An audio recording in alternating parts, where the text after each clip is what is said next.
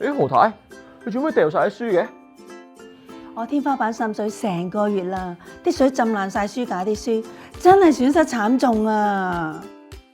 咁你冇揾到滲水源頭啊？我之前同樓上單位講咗㗎啦，佢話唔關佢事喎。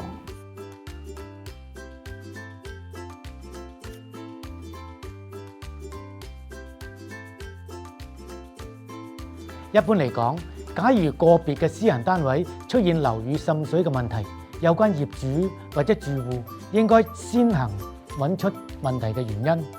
因，然後適當協調其他相關人士進行維修工程。然而，物管公司同埋物管人員熟悉屋苑嘅設施結構同埋渠管嘅分佈，亦同住客朝見口晚見面。如果業戶喺處理滲水嘅問題出現爭議糾紛，物管人員同埋政府執法當局可以互相配合協作，有效作出溝通、情理兼備，解決問題。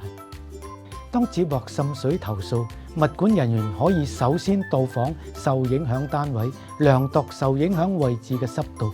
如果濕度等於或者超過35%，應作進一步嘅審視。如果滲水係嚟自大廈公共嘅部分，就要盡快通知法團安排維修。如果懷疑滲水嘅源頭係嚟自樓上或者其他私人嘅單位，可以協助相關嘅業主進行簡單嘅測試。遇上業主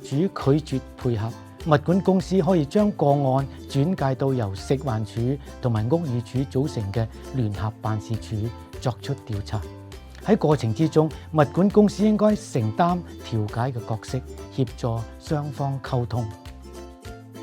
為咗支援業界處理滲水問題，食環署推出物業管理公司協助處理住宅樓宇滲水計劃，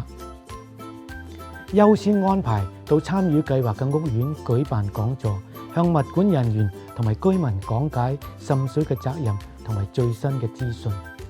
有興趣參與計劃嘅物管公司可以向食環署轄下嘅顧客服務小組聯絡，